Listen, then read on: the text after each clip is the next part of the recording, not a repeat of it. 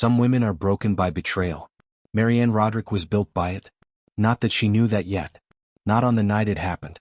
On the night it happened, she believed she was simply a woman walking away from everything she had ever built, across a plaza still lit with jubilee torches, while the music continued behind her and no one followed. For 25 years, Marianne Roderick had stood beside Alpha King Edward Roman, not because their life together was effortless, and not because he always remembered to look at her when the room filled with people more important than she was. She stood beside him because she believed that what two people built together was worth more than anything either of them could have been given alone. When wars threatened the borders of Andoverville, she stood beside him. When famine gutted 3 provinces in a single winter, she quietly organized the relief efforts while he addressed the council. When political rivals tried to fracture the kingdom from within, she neutralized every threat before it ever reached his door. For 25 years she gave the kingdom everything: her intelligence, her patience, her youth, her silence. She never once asked to be thanked. Then came the Silver Moon Jubilee. The entire kingdom gathered beneath a sky that blazed silver and gold. Thousands of wolves filled every courtyard and terrace. It was supposed to be the grandest celebration Andoverville had ever seen. 25 years of Edward's reign, 25 years of survival and prosperity and strength that the entire realm had witnessed. Everyone knew who had helped build it. And everyone expected him to say so. Instead, before the gathered kingdom, before every face she had ever comforted, counseled, or quietly saved, Edward Roman dissolved their mating bond and introduced a beautiful young she-wolf named Eliana as his future Luna. The crowd didn't erupt. It went quiet in the particular way crowds do when something unforgivable has just happened in public. Some looked away. Some whispered. Some stared at Marianne with the wide, helpless eyes of people who understood and would do nothing. No one defended her. Edward placed his arm around Eliana. Eliana smiled the way only someone very young and very certain of her welcome can smile.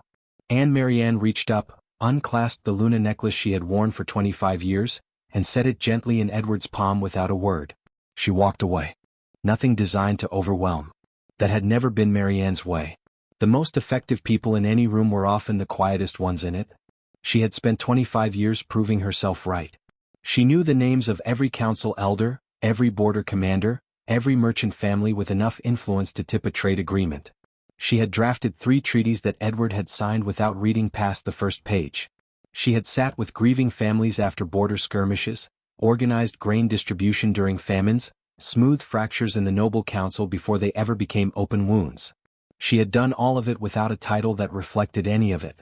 Tonight she expected a speech. Perhaps her name mentioned. Perhaps not. It had never really mattered to her, being named publicly. What mattered was that the work continued and the kingdom held. The crowd settled as Edward stepped forward to the ceremonial stone. The music faded. The laughter stilled. Thousands of eyes turned toward their Alpha King. Marianne stood straight beside him, expression composed in the particular way she had spent years perfecting. Present without demanding, steady without asking to be noticed. She knew the shape of his speeches, the weight of his pauses, the way he squared his shoulders when he wanted the crowd to feel the gravity of what was coming. She recognized every part of his bearing that night. What she did not recognize, what she would spend a long time afterward trying to understand, was the expression on his face in the moment just before he opened his mouth to speak. It was not pride. It was not gratitude. It was relief. She didn't cry until she reached the cottage. She had held herself together across the entire length of the plaza, through the side gate, down the servants' path that ran behind the palace gardens, and along the 2 miles of quiet road that led to the edge of Andoverville where Helena Roderick's old cottage still stood. She had held herself together the way she had learned to hold everything together, through will, through stillness, through the practiced discipline of a woman who had never once been permitted the luxury of falling apart in public. But the moment she pushed open the cottage door and smelled the familiar interior, dried herbs, old wood, the particular cold of a room that had not been warmed in years, something in her chest gave way. She sat on the floor for a long time. Not on a chair. The floor. Her back against the wall beneath the window, knees drawn up, the Luna necklace she had retrieved from her pocket still closed inside her fist. She had not given it back cleanly after all. She had set it in Edward's palm and then, in the confusion of walking away, somehow it had ended up back in her hand. She didn't remember taking it. She wasn't sure it mattered anymore. When the worst of it passed, she stood. She was leaving. That much was already decided. There was nothing left in Andoverville that belonged to her. Not the palace, not the council chamber, not the 25 years of work that Edward would now quietly absorb into the story of his own reign. Eliana would sit at the tables Marianne had built. Eliana would receive the credit for alliances Marianne had spent years cultivating. The kingdom would continue, and it would do so without a single public acknowledgement of who had actually held it together. She would not stay to watch that happen. The packing did not take long. She had not accumulated much here. A few personal items she had moved to the cottage after Helena's death: clothing, 2 books, a small box of letters from the family she had helped over the years. She stacked everything near the door and turned to take one last look at the room. That was when she noticed the floorboard. It was just slightly raised, barely enough to see, barely enough to feel unless you were moving slowly and paying attention to everything the way Marianne always paid attention to everything. A single board near the base of the hearth, its edge lifted no more than the width of a thumbnail above the rest. She knelt, pressed it. It shifted.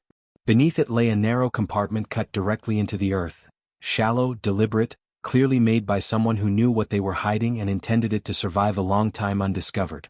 Inside, a square of folded blue cloth, heavy with age, wrapped around 2 objects. She lifted them out carefully. The first was a medallion. Gold or something close to it, the metal had a depth that ordinary gold didn't carry. The crest pressed into its face showed a wolf mid-howl encircled by a crown of crescent moons. She had never seen the symbol before.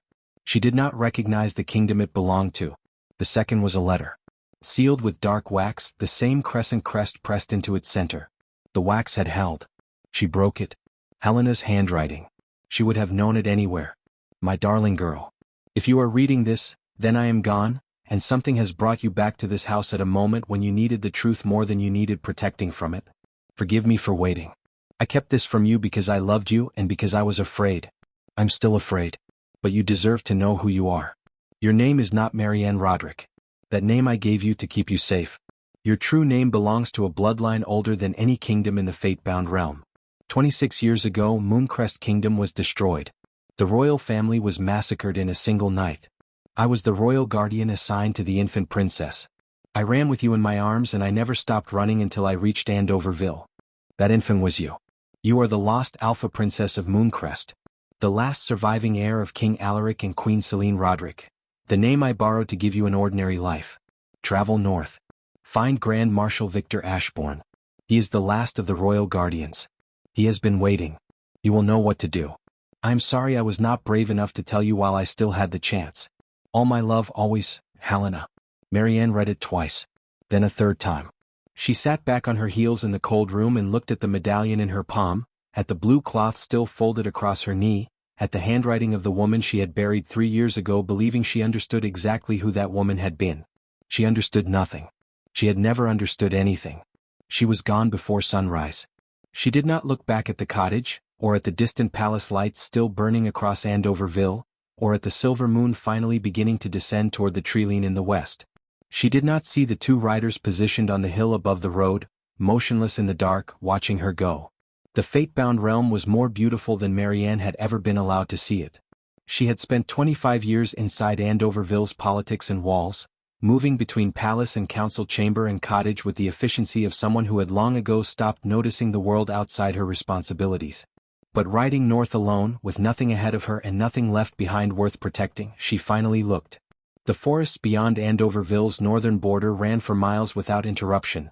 Ancient trees whose canopies locked together overhead like the vaulted ceiling of something sacred, their roots breaking through the ground in long, arching ridges that her horse stepped over carefully in the early morning light. Beyond the forests came the foothills, gray and quiet and threaded with rivers so clear she could see the stones at their beds. Beyond the foothills, mountains. Their peaks caught the light differently at every hour, white at dawn, gold by midday, deep violet as evening settled, as though the range itself was alive and breathing and marking time in its own language. Helena had once told her the northern territories were where the fate-bound realm kept its oldest memories. Marianne was beginning to understand what she meant. She found the fortress on the 4th day. It was not the kind of structure that announced itself. No banners. No outer wall. Only a long stone building pressed against the face of a cliff as though it had grown there slowly over centuries, its windows narrow and dark, a single iron door set into its base. Exactly the kind of place a person hid something they needed the world to forget. She dismounted and knocked. The man who opened the door was old, deeply, weightedly old, the kind of age that accumulates not just in the body but in the eyes. He studied her from the doorway with the careful, guarded expression of someone who had spent a very long time expecting disappointment. "I was told to find Grand Marshal Victor Ashbourne," Marianne said. "Who told you?"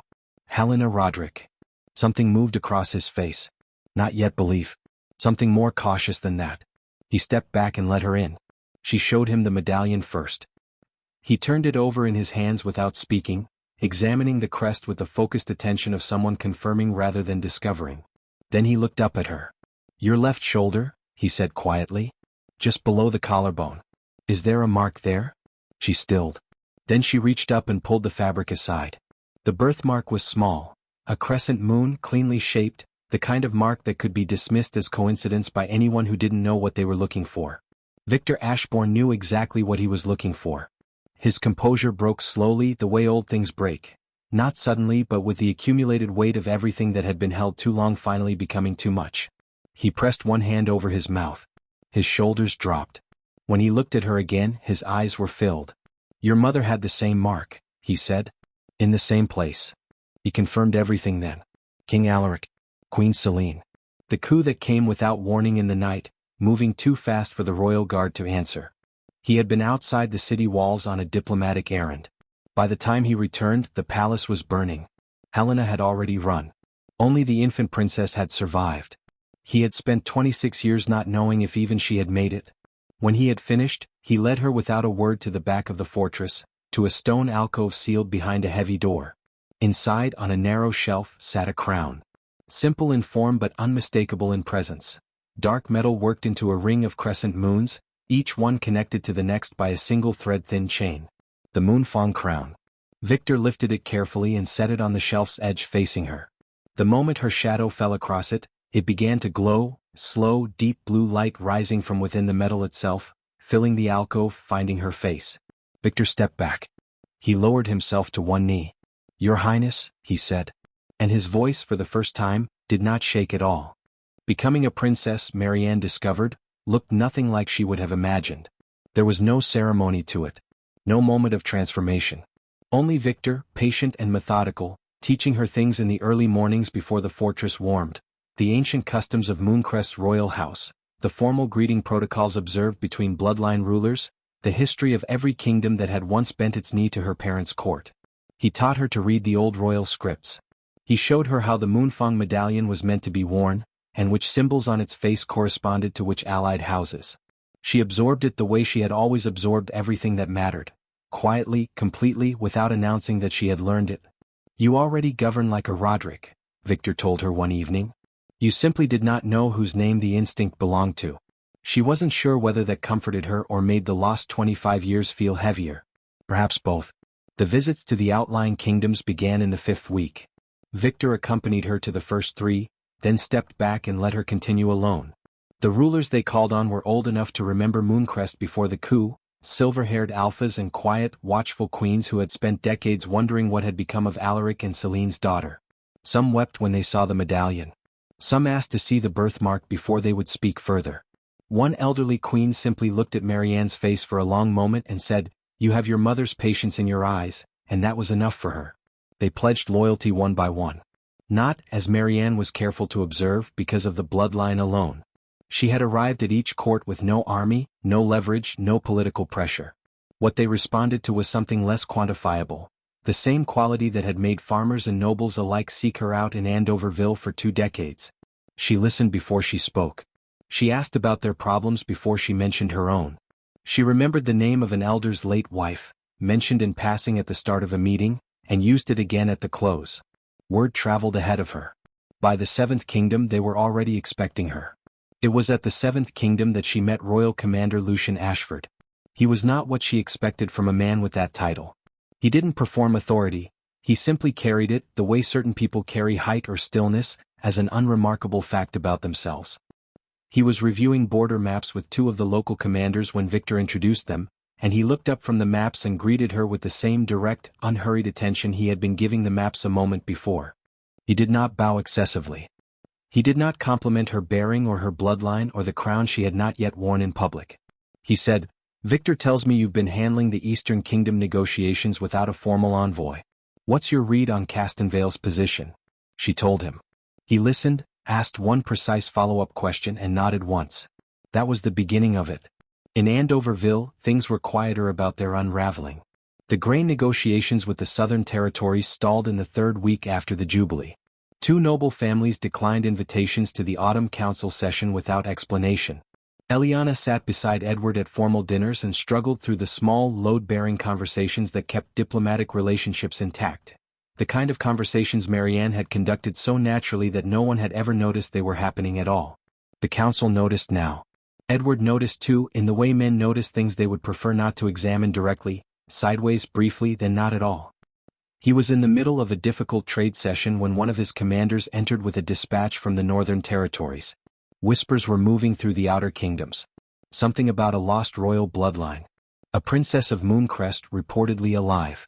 Edward read the dispatch once, set it aside and laughed. "A rumor," he said. "The Northern Territories manufacture them by the season." He did not read it a second time. He did not think of Marianne at all. Marianne had never sought influence. It had always found her anyway. The border dispute between Caldenmere and the Ashvale territories had been festering for 11 years before she arrived. Both sides had grievances with legitimate foundations and neither had any interest in compromise, the classic shape of a conflict that survives precisely because the people sustaining it have forgotten how to imagine its resolution. Marianne spent 2 days reading the original land agreements, one evening having separate dinners with each ruling family, and one morning in a room with both of them simultaneously. By afternoon they had signed a revised boundary accord. Lucian, who had accompanied her as a matter of course by then, said nothing afterward. He simply fell into step beside her on the way out of the council hall with the particular quiet of someone filing information away for later consideration. That was how most of it went. A weakened Southern pack being pressured into an unfavorable trade arrangement, she identified the coercive clause, renegotiated the terms, and left them with a fair contract and 2 new allied houses.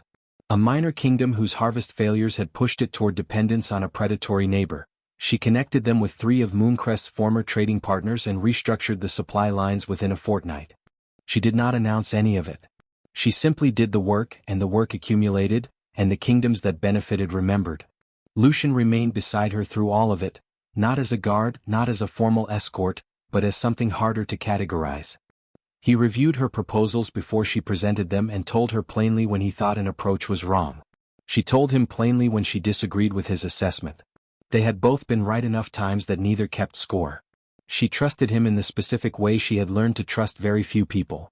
Not because he was kind to her, but because he was consistently honest with her, which was rarer and worth considerably more. In Andoverville, the unraveling continued at a pace that was becoming difficult to attribute to coincidence. The harvest shortfall in the eastern provinces had been manageable in previous years because Marianne had maintained a quiet reserve agreement with 2 neighboring territories, agreements made through relationships she had built personally, through correspondence Edward had never read and meetings he had never attended. Those agreements had expired. No one had renewed them. No one had known they existed. The food shortage arrived before the council finished debating whether it was serious. 3 noble families withdrew their trade commitments within the same fortnight. The reasons they gave were different. The underlying cause was the same: confidence, the slow and invisible kind that accumulates through years of steady, competent governance, was draining away. Eliana attended the council sessions and listened carefully and said things that were not wrong but landed without weight. The council respected her effort in the particular way that signals they have stopped expecting results. Edward began staying later in the strategy rooms. He reviewed old policy documents and found repeatedly notations in a familiar hand. Adjustments, observations, quiet corrections embedded in the margins of decisions he had believed were entirely his own. He said nothing about it, but he stopped sleeping well. The invitation arrived on a gray morning, delivered simultaneously to every ruling house in the fate-bound realm. The Grand Royal Summit. Mooncrest Citadel. 1 month hence. All sovereign rulers and their representatives were formally requested to attend. Edward read it and reached immediately for the political implications. Which alliances might consolidate, which rivals might overreach, what ground he could recover. He did not yet know that every kingdom he intended to impress had already met Marianne. He sent his acceptance the same afternoon. So did she. Edward Roman had always known how to enter a room. He arrived at Mooncrest Citadel on the morning of the summit's first day with his full formal retinue, 12 mounted guards in Andoverville's blue and gold, 2 senior council members, Eliana beside him in a white traveling cloak trimmed with silver. He had dressed deliberately. He had rehearsed, in the way experienced rulers rehearse without acknowledging they are doing so, the particular expression of confident ease that communicates authority without appearing to seek it. The citadel's outer courtyard was already crowded with delegations from across the fate-bound realm. Banners he recognized and some he didn't. Languages overlapping in the morning air. The organized, charged atmosphere of an event that understood its own significance. A senior attendant approached his party at the gate to assist with their lodging arrangements. Edward nodded in greeting and began stating his name and title. The attendant smiled politely and said, "Of course, Alpha King Roman. And has Princess Marianne's party arrived yet?" Grand Marshal Ashbourne asked to be notified the moment she reached the citadel. Edward paused. "I wouldn't know," he said. The attendant moved on efficiently.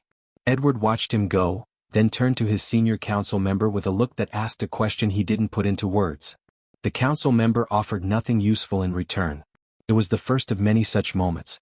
By the afternoon reception, Edward had lost count of how many times he had heard her name. He had moved through 3 formal introduction circuits, the kind of structured mingling that summits used to let delegations take each other's measure before the main sessions began. In each one, the pattern repeated with a consistency that began to feel less like coincidence and more like weather. The Alpha King of Veldenmoor, a man whose political favor Edward had spent 2 years trying to cultivate, greeted him briefly and then asked whether Edward had crossed paths with Princess Marianne during the journey north. The twin queens of Ashenvale embraced him with appropriate warmth and then immediately turned to scan the room behind him. 3 separate military commanders he had hoped to impress were engaged, when he found them in conversations about a border resolution in the east, something about a revised accord, a negotiation conducted without formal envoy, a result that had apparently impressed everyone in that corner of the realm. He asked carefully who had brokered it. The answer did not surprise him by then as much as it should have. He saw her near the evening hour. She was standing with a small group of rulers near the far end of the reception hall, listening to something an elderly queen was saying with the same focused, unhurried attention he had watched her give to farmers and diplomats and grieving families for 25 years. She wore deep blue, a structured, formal gown that carried itself quietly without apology. No excessive ornamentation. Nothing designed to perform. Lucian Ashford stood slightly to her left, his posture relaxed but positioned in the particular way of someone who has made a private decision about what he is and is not willing to let happen in a room. She did not look across at Edward. She may not have known he was there.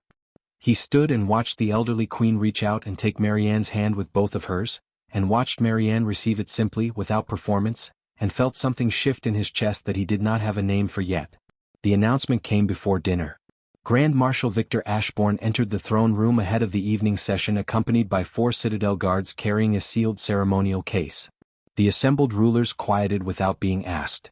Victor set the case on the central table. He did not open it immediately. He looked across the gathered faces of the fate-bound realm with the steady, waitful expression of a man who has waited a very long time to say something true.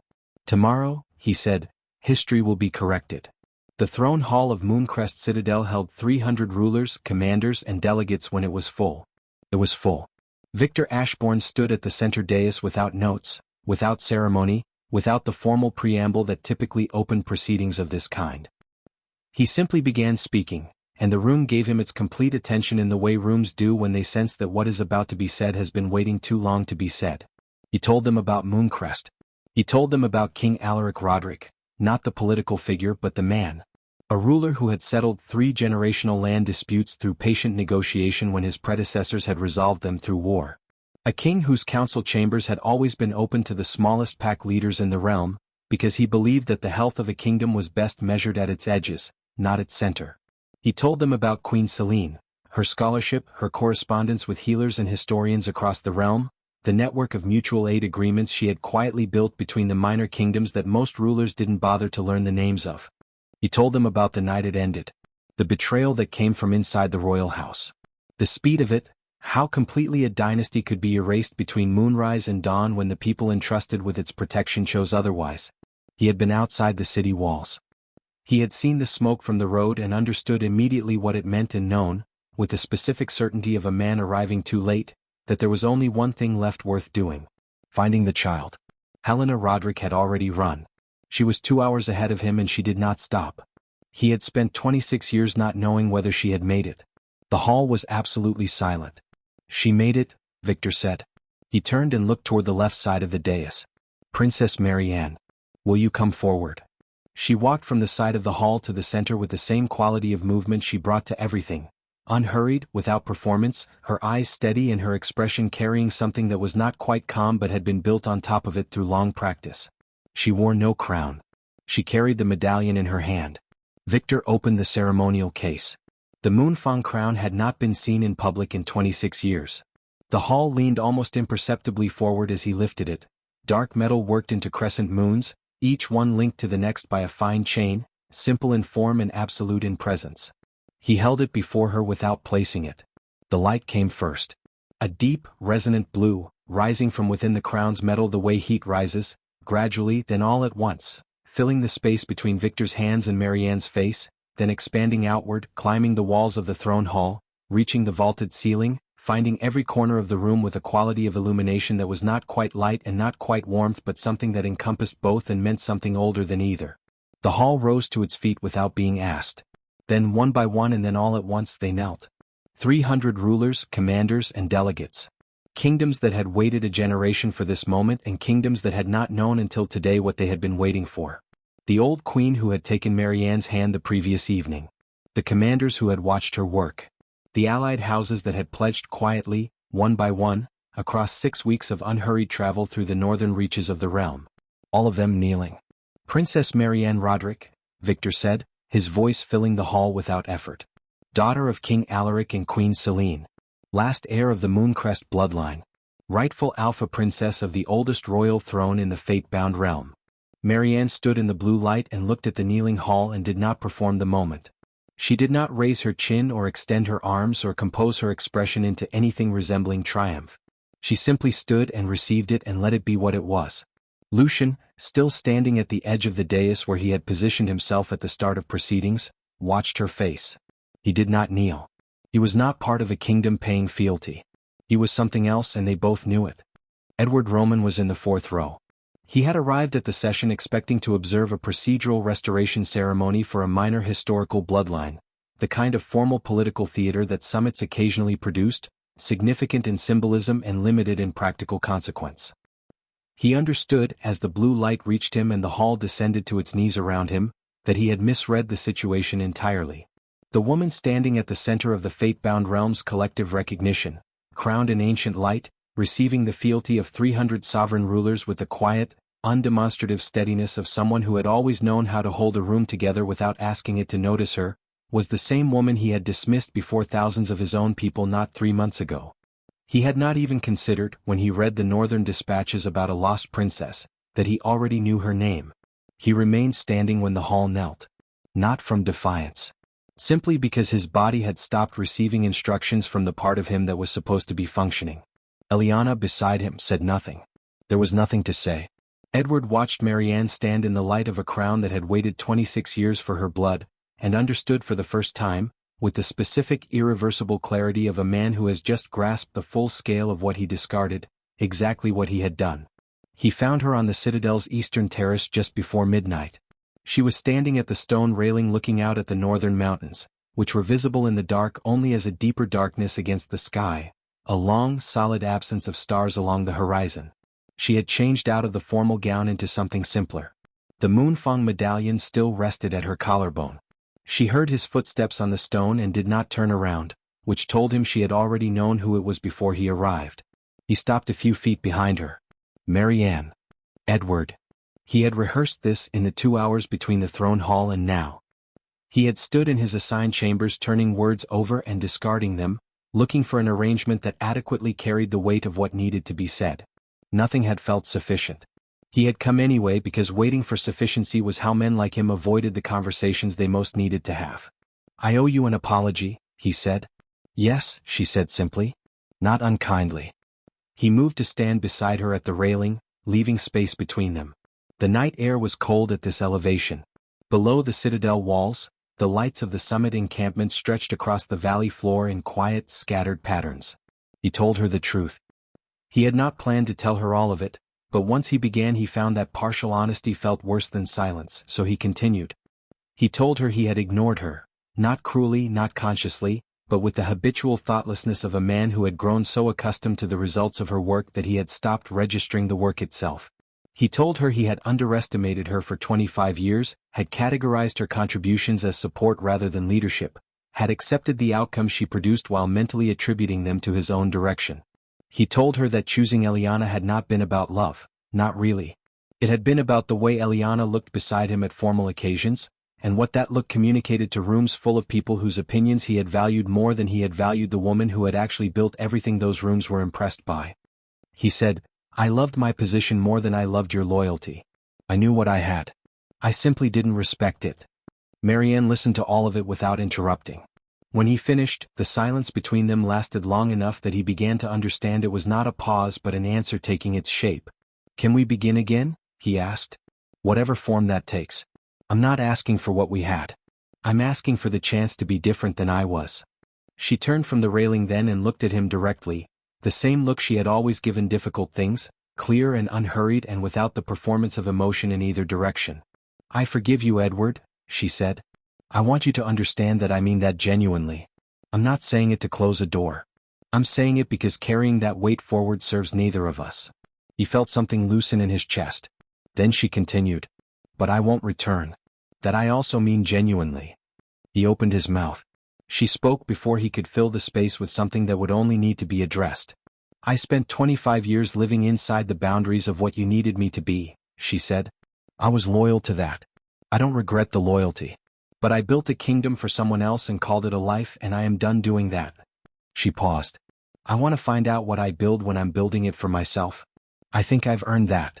There was nothing in her voice that asked for his agreement. She was not presenting a position for negotiation.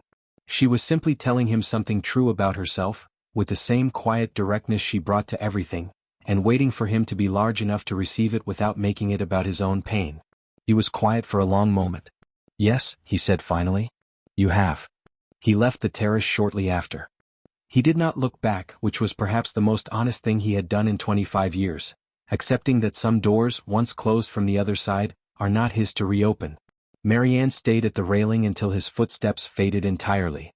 Then she breathed out slowly, looked up at the stars above the northern mountains, and felt something she hadn't felt in longer than she could accurately measure.